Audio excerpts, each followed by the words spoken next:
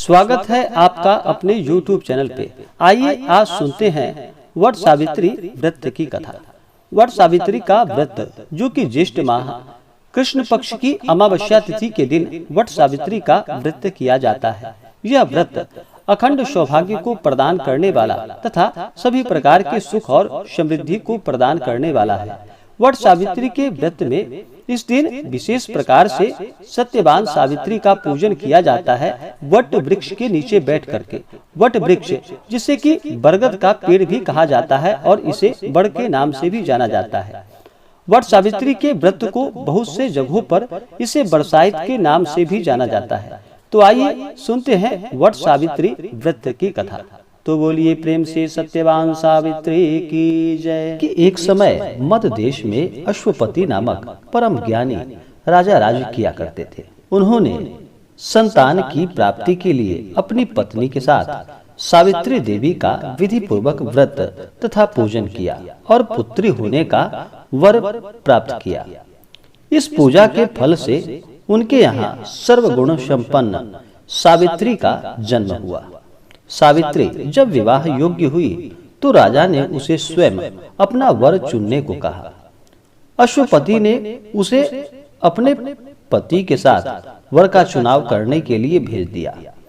एक दिन महर्षि नारद जी राजा अश्वपति के यहाँ आए। तभी सावित्री अपने वर का चयन करके लौटी। उसने आदर पूर्वक नारद जी को प्रणाम किया।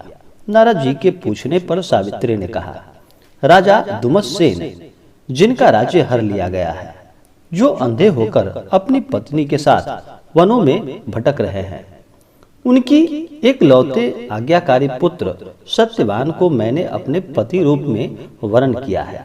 तब नारद जी ने सत्यवान तथा सावित्री के ग्रहों की गणना कर उसके भूत, वर्तमान तथा भविष्य को देखकर राजा से कहा कि हे राजन, तुम्हारी कन्या ने निस्संदेह बहुत योग्य वर का चुनाव किया है। सत्यवान गुणी तथा धर्मात्मा है।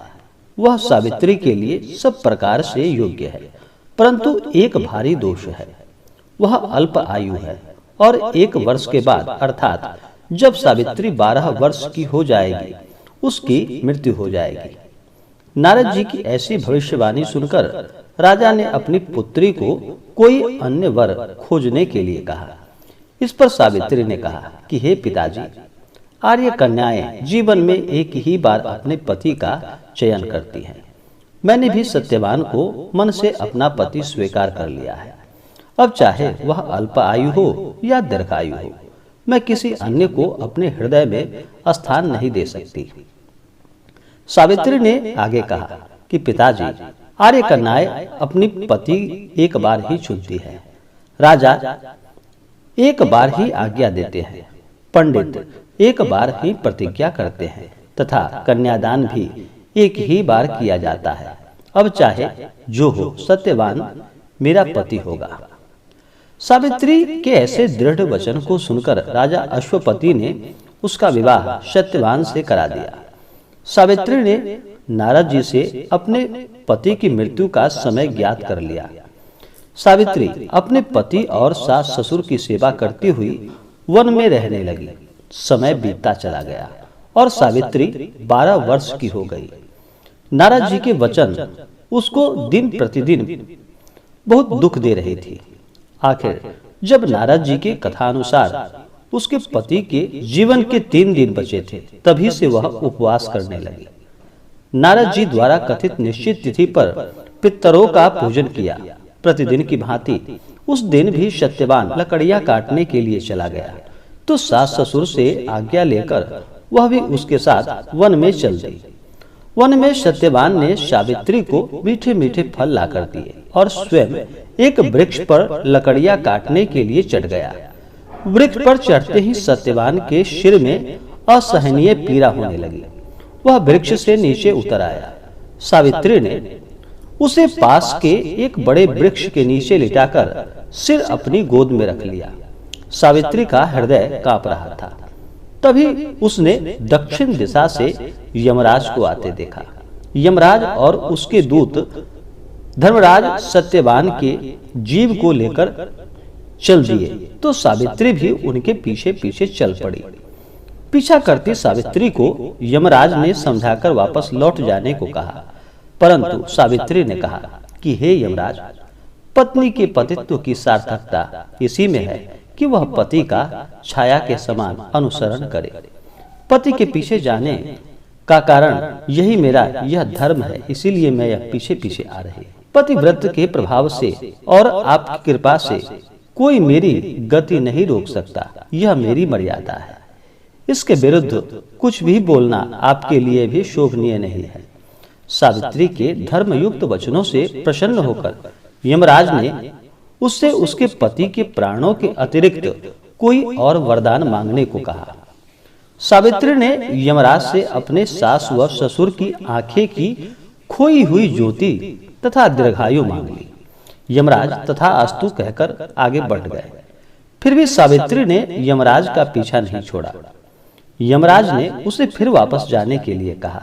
इस पर सावित्री ने कहा कि हे धर्मराज, मुझे अपने पति के पीछे चलने में कोई परेशानी नहीं है। पति के बिना नारी जीवन की कोई सार्थकता नहीं है। मैं पति और पत्नी भिन्न भिन्न मार्ग कैसे जा सकते हैं? पति का अनुगमन मेरा कर्तव्य है। यमराज ने सावित्री के पतिव्रत धर्म की निष्ठा देखकर पुनः फिर से वर मांगने के लिए कहा। तो सावित्री ने अपने सास ससुर के खोए हुए राज्य की प्राप्ति तथा 100 भाइयों की बहन होने का वर मांगा। यमराज पुनः तथास्तु कहकर आगे बढ़ गए, परंतु सावित्री अब भी यमराज का पीछा किए ही जा रही थी। यमराज ने फिर से उसे वापस लौट जाने को कहा, किंतु सावित्री अपने प्रण पर अडिग रही। तब यमराज ने कहा कि हे देवी, यदि तुम्हारे मन में अब भी कोई कामना है तो वो कहो, जो मांगोगी वही मिलेगा। इस पर सावित्री ने कहा, यदि आप सच में मुझ पर प्रसन्न हैं और सच्चे हृदय से वरदान देना चाहते हैं तो मुझे 100 पुत्रों की मां बनने का वरदान प्रदान करें। यमराज तथास्तु कहकर आगे बढ़ गए।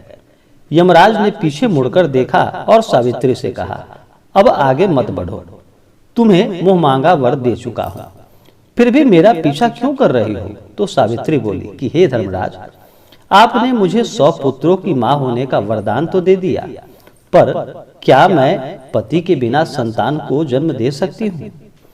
मुझे मेरा पति वापस मिलना ही चाहिए, तभी मैं आपका वरदान पूरा मानूंगी। सावित्री की धर्मनिष्ठा, पति भक्ति और शुक्तिपूर्ण वचनों को सुनकर यमराज ने सत्यवान के जीव को मुक्त कर दिया। सावित्री को वर देकर यमराज वहां से अंतर्ध्यान हो गए। सावित्री उसी वट वृक्ष के नीचे पहुंची जहां सत्यवान का शरीर पड़ा था।